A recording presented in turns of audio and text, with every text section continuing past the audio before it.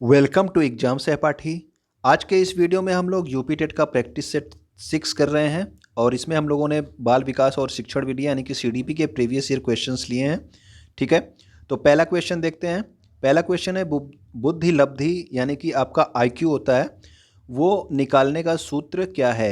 मानसिक आयु गुणे वास्तविक आयु होता है, मानसिक आयु बटे वास्तविक आयु होता है। मानसिक आयु यानी कि आपका मेंटल एज है, वास्तविक आयु यानी कि क्रोनोलॉजिकल एज। ठीक है ना। मानसिक आयु बटे वास्तविक आयु इंटू 100 होता है, या फिर मानसिक आयु और वास्तविक आयु का योग होता है। तो इसका जो सही आंसर हो गया, जो आपका आईक्यू निकालने का जो आपका फार्मूला है, इसका जो सही आंसर हो गया वो आ गया ऑप्शन नंबर सी। ठीक है ना। मानसिक आयु बटे वास्तविक आयु गुणे 100 यानी कि मेंटल एज बटे आपका क्रोनोलॉजिकल एज इंटू 100 होता है। ठीक है ना। तो ये आपके बुद्धि लब्धि निकालने का सूत्र है। और ये भी पूछा जाता है कि बुद्धि लब्धि का निकालने का जो अभी सूत्र है ये किसने दिया था। तो ये सूत्र दिया गया था लुईस टर्मन के द्वारा। ठीक है, तो बुद्धि लब्धि निकालने का ये जो सूत्र है, ठीक है ना, किसने दिया था, ये लुई टर्मन ने दिया था। और इसके अलावा एक क्वेश्चन और याद रखेंगे आप लोग कि बुद्धि लब्धि का संप्रत्यय यानी कि जो कॉन्सेप्ट होता है, आईक्यू का जो कॉन्सेप्ट है, बुद्धि लब्धि का जो कॉन्सेप्ट है, वो किसने दिया था। तो कॉन्सेप्ट तो विलियम स्टर्न ने दिया था, लेकिन ये सूत्र जो है बुद्धि लब्धि निकालने का, ये सूत्र टर्मन के द्वारा दिया गया था। ओके, ये अंतर आपको क्लियर कर लेना है। ओके, संप्रत्यय किसने दिया, तो वो विलियम स्टर्न ने, और सूत्र किसने दिया, लुईस टर्मन ने। क्वेश्चन नंबर 2 देखते हैं हम लोग।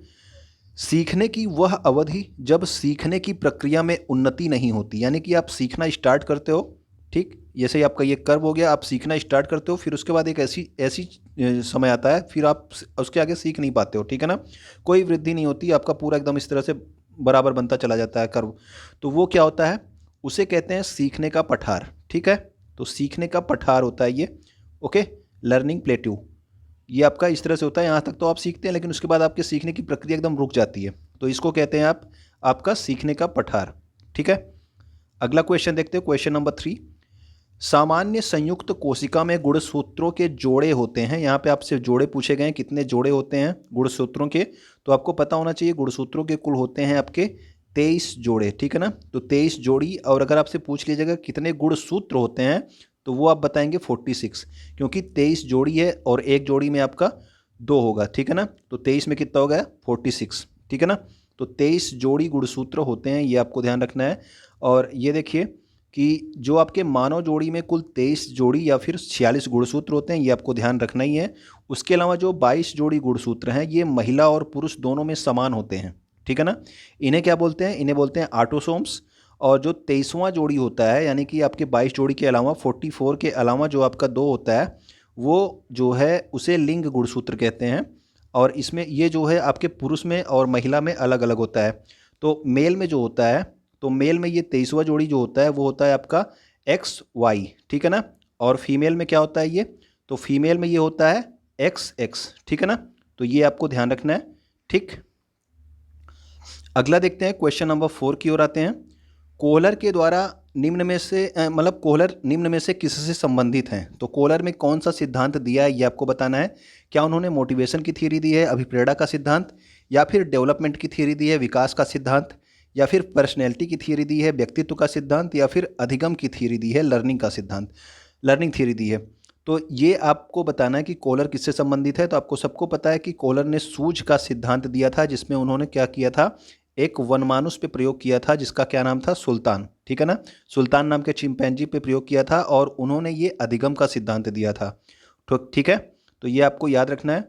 कोहलर ने सीखने से संबंधित सूझ या अंतर्दृष्टि का सिद्धांत, इसी को सूझ का सिद्धांत कहते हैं जो इन्होंने दिया था कोहलर ने, या फिर आपको अंतर्दृष्टि का सिद्धांत, ये दोनों आपको क्वेश्चन में मिल सकता है। ठीक है ना, और इंग्लिश में आपको यही लिखा रहेगा, इनसाइट लर्निंग। ओके, इसके लिए कोहलर ने सुल्तान नामक चिंपैंजी पर प्रयोग किया था। ठीक है ना, एक बार इस चिंपैंजी का नाम भी पूछा जा चुका है, इसलिए जो है आपको याद रखना है कि जो चिंपैंजी पे प्रयोग किया था कोहलर ने, उसका नाम क्या है, तो उसका नाम है सुल्तान। ओके, अगला देखिए, क्वेश्चन नंबर 5। संज्ञानात्मक संप्राप्ति, कॉग्निटिव अचीवमेंट का जो न्यूनतम स्तर है, यानी कि सबसे पहले आपको किस चीज़ की ज़रूरत होती है, कौन सी चीज़ सबसे आपके निचले स्तर पे आती है, तो वो आपको पता होगा, आपने हमेशा से ये पढ़ा है। तो सबसे निचले स्तर पे जो आपका आता है, सबसे पहले ज्ञान आता है। ठीक है ना, ज्ञान के बाद आपका अवबोध आता है, फिर अनुप्रयोग आता है, उसके बाद आप विश्लेषण करते हो, संश्लेषण करते हो, फिर आप क्या करते हो, मूल्यांकन करते हो। तो जो सबसे न्यूनतम स्तर है वो आपका कौन सा हो गया, तो वो हो गया आपका ज्ञान, ठीक है ना। तो ये वाला जो है आपने पहले भी देखा होगा कि ज्ञान हो गया, फिर अवबोध हो गया, फिर अनुप्रयोग हो गया, फिर विश्लेषण, संश्लेषण और मूल्यांकन। इंग्लिश में आप देख लेंगे knowledge, comprehension, application, analysis, synthesis and evaluation, ठीक है ना। तो ये आप ध्यान रखेंगे। उच्चतम स्तर आपका मूल्यांकन पे है और न्यूनतम स्तर आपके ज्ञान पे है, ठीक है। अगला देखिए, क्रिया प्रसूत अनुबंधन। तो क्रिया प्रसूत अनुबंधन को इंग्लिश में बोलते हैं ऑपरेंट कंडीशनिंग। तो ऑपरेंट कंडीशनिंग जो है ये सिद्धांत किसने प्रतिपादित किया था? ये हर जो है सेट में पूछ लिया जाता है क्वेश्चन, काफ़ी इंपॉर्टेंट है, आपको नाम जरूर याद रखना है। ऑपरेंट कंडीशनिंग किसने दिया था, ठीक है ना। किसी भी साल एग्जाम होता है तो ये क्वेश्चन तो आपको श्योर आना है। तो ऑपरेंट कंडीशनिंग आप ध्यान रखेंगे, क्रिया प्रसूत अनुबंधन का संबंध किससे है? तो वो है आपके स्किनर से, ठीक है ना। तो स्किनर ने क्रिया प्रसूत अनुबंधन सिद्धांत दिया था। और जो ये क्रिया प्रसूत अनुबंधन है, ये क्वेश्चन आपसे पूछा जा चुका है कि इसका दूसरा नाम क्या है। तो जो क्रिया प्रसूत अनुबंधन है उसका दूसरा नाम है नैमित्तिक अनुबंधन, या फिर इसी को कहते हैं इंग्लिश में इंस्ट्रूमेंटल कंडीशनिंग, ठीक है ना। ऑपरेंट कंडीशनिंग, इंस्ट्रूमेंटल कंडीशनिंग दोनों सेम है। यानी कि क्रिया प्रसूत अनुबंधन का दूसरा नाम क्या है? तो वो है आपका नैमित्तिक अनुबंधन, ठीक। तो ये भी आप याद रखेंगे, पहले आपसे ये भी क्वेश्चन पूछा गया है। अब यहाँ पे जो है, जो अधिकतर क्वेश्चन पूछे जाते हैं इन चारों से, ये आप ध्यान रख लेंगे इनके सिद्धांतों के बारे में। तो स्किनर का आपका क्रिया प्रसूत अनुबंधन आपने देख लिया, और इन्होंने प्रयोग किया था चूहे पर, ठीक है ना। चूहे पर इनका प्रयोग था स्किनर का। उसके बाद पावलाव का जो पूछा जाता है वो पूछा जाता है शास्त्रीय अनुबंधन का सिद्धांत। तो शास्त्रीय अनुबंधन का जो सिद्धांत है, इसमें पावलाव ने किस पे प्रयोग किया था? कुत्ते पर प्रयोग किया था। थार्नडाइक का क्या था? उद्दीपक अनुक्रिया सिद्धांत। उद्दीपक अनुक्रिया सिद्धांत में जो है इन्होंने जो है थार्नडाइक ने किस पे प्रयोग किया था? उद्दीपक अनुक्रिया आप याद रखना, सिमुलस रिस्पॉन्स, या फिर इसी को जो है SR भी पूछ लिया जाता है आपसे। सार्ट में ISR करके भी क्वेश्चन पूछा जा चुका है। सिमुलस रिस्पॉन्स ये वाला सिद्धांत किसने दिया था? तो ये भी आपका थार्नडाइक से ही संबंधित है। इसी का जो है पहला पहला वर्ड है SR, ठीक है ना। अगला देखिए, कोलर का अभिसूच का सिद्धांत आप लोगों ने पढ़ा, इंसाइटफुल लर्निंग, वनमानुष पे इन्होंने प्रयोग किया था और उसका नाम क्या था? सुल्तान। इसके अलावा थार्नडाइक का एक और पूछा जाता है आपका, कौन सा? ट्रायल एंड एरर, ठीक है ना। तो ट्रायल एंड एरर भी आपको याद रखना है, ये भी क्वेश्चन आगे जो है आपको इस जो है प्रैक्टिस सेट में मिलेगा। अगला देखिए, बुद्धि के तरल क्रिस्टलीय प्रतिमान, फ्लूइड मोज़ेक मॉडल के प्रतिपादक कौन थे? तो ये क्वेश्चन का आंसर आपको बताना है।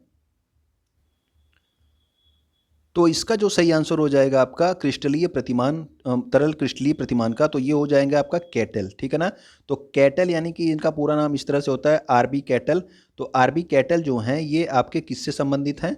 ये आपके जो है तरल और क्रिस्टलीय बुद्धि जो है इंटेलिजेंस से संबंधित हैं, ठीक है ना। इससे संबंधित हैं, आपके बुद्धि के तरल और तरल क्रिस्टलीय प्रतिमान से संबंधित है। ये किसने किया था? आरबी कैटल ने किया था। और याद रखना, इसमें दो है, इन्होंने ये भी बताया था कि जो आपकी तरल बुद्धि होती है, यानी कि फ्लूइड इंटेलिजेंस होता है, उसमें एक समय तक ही वृद्धि होती है, यानी कि लगभग केवल 20 साल तक इसमें वृद्धि होती है, ठीक है ना। एक निश्चित समय तक इसमें वृद्धि होती है जो आपकी तरल बुद्धि होती है। और ये जो तरल बुद्धि होती है यह त्वरित निर्णय, यानी कि इंस्टेंट डिसीजन, कोई आपको डिसीजन करना है तुरंत आप डिसीजन जो लेते हो, उसमें जो सहायता करती है वो कौन करती है? वो करती है आपकी फ्लूइड इंटेलिजेंस, यानी कि तरल बुद्धि। जो क्रिस्टलीय बुद्धि है आपका, वो आपके जीवन भर बढ़ती है। ये आपको याद रखना है अंतर इन दोनों में, ठीक है ना। तरल बुद्धि और क्रिस्टलीय बुद्धि में, तरल बुद्धि आपका एक निश्चित समय तक बढ़ेगी, और जो आपका क्रिस्टलीय बुद्धि है ये आपका जीवन भर बढ़ती है, ठीक है ना। और आपका त्वरित निर्णय के लिए कौन जिम्मेदार है? तो वो आपका तरल बुद्धि है। ये भी आप ध्यान रखेंगे। अगला है आपका शिक्षण हेतु मानसिक उद्वेलन प्रतिमान। तो अधिकतर इस तरह से हिंदी के वर्ड होते हैं, ये काफ़ी कठिन लग जाते हैं, तो आपको याद रखना है ब्रेन स्टॉर्मिंग मॉडल। कभी कभी हिंदी में भी आपको ब्रेन स्टॉर्मिंग लिखा होता है, ठीक है ना। तो ये भी आप ध्यान रखेंगे। मानसिक उद्वेलन प्रतिमान, ब्रेन स्टॉर्मिंग का संबंध आप सीधा सीधा आप समझ लिए कि जब भी ब्रेन स्टॉर्मिंग या फिर मानसिक उद्वेलन का बात होगा तो उसका संबंध आपका किससे होगा? उसका संबंध होगा आपका क्रिएटिविटी, यानी कि सृजनात्मकता से, ठीक है ना। तो सृजनात्मकता के लिए आपका ये आपका कौन सा हो गया? अपसारी चिंतन इसको इसमें जो है होता है, ठीक है ना। अपसारी जो चिंतन होता है, अपसारी यानी कि आपका कई दिशाओं में जो आप सोचते हो, तो वो भी आपका किससे संबंधित है? वो भी आपके सृजनात्मकता से संबंधित है, ठीक है। ब्रेन स्टॉर्मिंग या फिर मानसिक उद्वेलन किससे संबंधित है? तो वो भी आपका सृजनात्मकता से ही संबंधित है। ये आप ध्यान रखेंगे, ठीक है। तो बच्चों में सृजनात्मक के विकास के लिए क्या किया जाता है? मानसिक उद्वेलन प्रतिमान का प्रयोग किया जाता है, ये आप याद रखेंगे। नेक्स्ट है आपका एक जो है मनोवैज्ञानिक का नाम दिया है, ये पूछा गया है कि किससे संबंधित है, यानी कि गोलमैन जो नाम दिया गया है ये किससे संबंधित हैं, आपको ये बताना है। तो गोलमैन संबंधित है आपके किससे? सामाजिक बुद्धि से। संवेगात्मक बुद्धि से, आध्यात्मिक बुद्धि से या फिर सामान्य बुद्धि से। तो आप याद रखना कि गोल्डमैन का नाम अगर आपको सामने आ जाए तो आप याद रखेंगे इमोशनल इंटेलिजेंस यानी कि संवेगात्मक बुद्धि, ठीक है ना। तो गोल्डमैन का संबंध किससे है? तो गोल्डमैन का संबंध आपके इमोशनल इंटेलिजेंस से है। ये आपके यूपी टेट में भी पूछा गया है और सी टेट में भी पूछा जा चुका है, तो आगे भी आपसे पूछा जा सकता है क्योंकि कई बार क्वेश्चंस आपके इसमें जो है रिपीट होते रहते हैं, ठीक है ना। तो गोल्डमैन का संबंध आपके इमोशनल इंटेलिजेंस या फिर संवेगात्मक बुद्धि से है। इनका पूरा नाम क्या है? इनका पूरा नाम है डेनियल गोल्डमैन, ठीक है। तो डेनियल गोल्डमैन का संबंध संवेगात्मक बुद्धि यानी फिर इमोशनल इंटेलिजेंस से है। ओके, क्वेश्चन नंबर 10 में आते हैं हम लोग। निम्न में से कौन शेष से भिन्न है? यानी कि कौन सा जो है, इसमें तीन एक तरीके के हैं। ऑड वन आउट की बात की जा रही है, यानी कि जो आपका ऑड है उसको आपको बताना है, ठीक है ना। तीन एक तरीके से समान है, अगला जो है भिन्न है वो आपको बताना है जो आपका भिन्न है, ठीक है। अधिगम के लिए अधिगम का सिद्धांत, ये आपके अधिगम के सिद्धांत से संबंधित है। थियरी ऑफ आइडेंटिकल एलिमेंट्स, यानी कि एक ही तरह के एलिमेंट्स जो हैं, ये आपकी थ्योरी जो है ये भी आपके अधिगम के सिद्धांत से यानी कि लर्निंग से संबंधित है। अगला आपका सामान्यीकरण का सिद्धांत, यानी कि जब आप चीज़ों को जो है कई चीज़ों को जान के उसका सामान्यीकरण कर लेते हो, ठीक है ना, तो वो होता है आपका जनरलाइज कर लेते हो, तो वो आपका होता है, ये भी आपका लर्निंग से ही संबंधित है। लेकिन जो आपका ड्राइव रिडक्शन सिद्धांत है, ड्राइव रिडक्शन थ्योरी, ये आपके मोटिवेशन से संबंधित है यानी कि अभिप्रेरणा से संबंधित है, ठीक है ना। बाकी ये तीनों जो हैं ये तीनों आपके किससे संबंधित हैं? ये तीनों आपके अधिगम यानी फिर लर्निंग से संबंधित है। ड्राइव रिडक्शन सिद्धांत जो है, यानी कि अब जब आप कोई चीज़ पा जाते हो तो आपको आपकी जो है जो ड्राइव होती है उस चीज़ को पाने की अब कम हो जाती है, ठीक है ना। जब वो आपको वो चीज़ मिल जाती है तो वो चीज़ कम होने लगती है। ये आपका ड्राइव रिडक्शन सिद्धांत किसने दिया था? ये तो ये जो है सिद्धांत दिया गया था क्लार्क हल के द्वारा, ठीक है ना। तो ड्राइव रिडक्शन थ्योरी जो है किसने दी थी? क्लार्क हल। हल का नाम आपने कई बार देखा होगा, तो क्लार्क हल से संबंधित है ये आपका ड्राइव रिडक्शन थ्योरी, ठीक है ना, क्लार्क हल से संबंधित है। इसके अलावा जो अन्य तीनों हैं वो किससे संबंधित है? अधिगम से। ड्राइव रिडक्शन सिद्धांत किससे संबंधित है?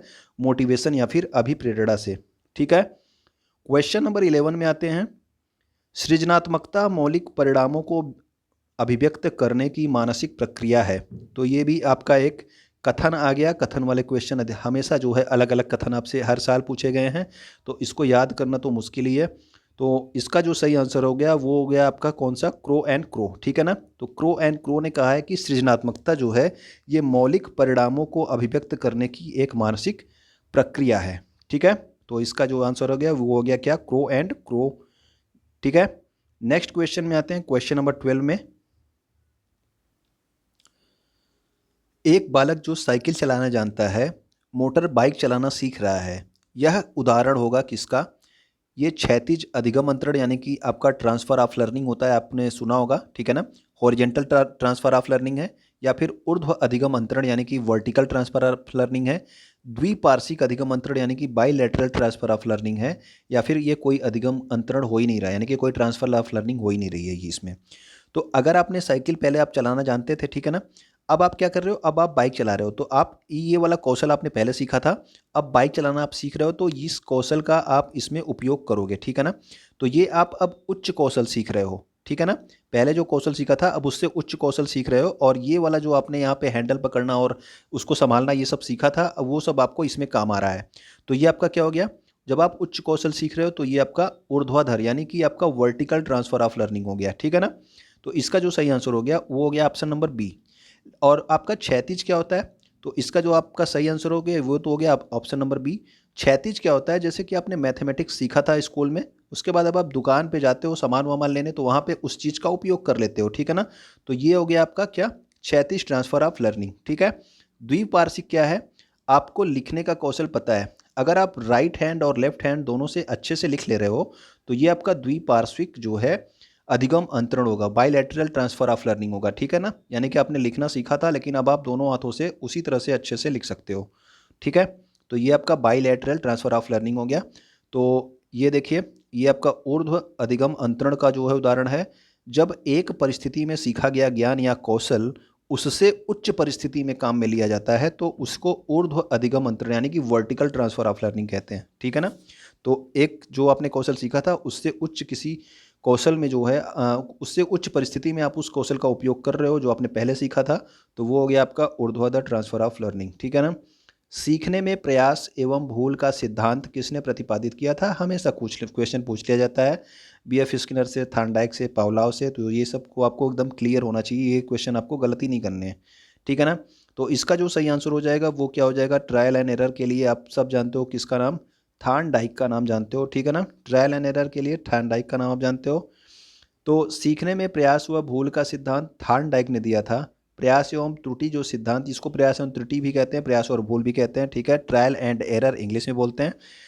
ये सिद्धांत में जो थॉर्नडाइक ने किस पे प्रयोग किया था? तो किया था आपके बिल्ली पे। ओके, अगला देखिए, विद्रोह की भावना की प्रवृत्ति निम्न में से किस अवस्था से संबंधित है? तो विद्रोह की भावना कब आती है आपके अंदर? तो विद्रोह की जो भावना आती है वो आती है आपके मध्य किशोरावस्था में, ठीक है ना। तो मध्य किशोरावस्था में, यानी कि जब आपका किशोरावस्था स्टार्ट होता है, उसके बाद जब आप मिडिल में पहुंचते हो तब आपको हर चीज़ जो है बड़ों की, उसके एकदम आपको उल्टा ही काम करना होता है, ठीक है ना। तो ये आपका मध्य किशोरावस्था का होता है, जब आपके अंतर जो है विद्रोह की भावना उत्पन्न होती है। इसके अलावा जो है स्टेनली हाल का नाम आप याद रखना, किशोरावस्था से संबंधित है। इन्होंने किशोरावस्था को तनाव और तूफान की अवस्था कहा था, ठीक है ना। तो ये भी जो है आपके क्वेश्चन एग्जाम में पूछे जा चुके हैं पहले। तो स्टेनली हाल का नाम किससे संबंधित है ये भी पूछा जाता है। तो स्टेनली हाल जो है किशोरावस्था से संबंधित है, ठीक है ना। तो ये भी आप याद रखना। क्वेश्चन नंबर 15 देखिए, ग्रंथियों के आधार पर व्यक्तित्व के विभिन्न प्रकारों की चर्चा किसने की है? तो ग्रंथियों के आधार पर व्यक्तित्व के जो विभिन्न प्रकार है उनकी चर्चा किसने की है? तो वो की है किसने? तो किया गया है किसके द्वारा? ये किया गया है कैनन के द्वारा, ठीक है ना। तो ग्रंथियों के आधार पर व्यक्तित्व के विभिन्न प्रकार की चर्चा किसने करी है? तो वो करी है कैनन ने, ठीक है। तो ये नाम याद रखना, ये भी क्वेश्चन आपसे पूछा जा चुका है पहले। अब आप क्या करेंगे कि इसको जो है आप इंस्टाग्राम पे, टेलीग्राम पे या फिर जो है फेसबुक पे आप एग्ज़ाम्स FRT को फॉलो कर सकते हैं। और वीडियो देखने के लिए आपका बहुत बहुत धन्यवाद।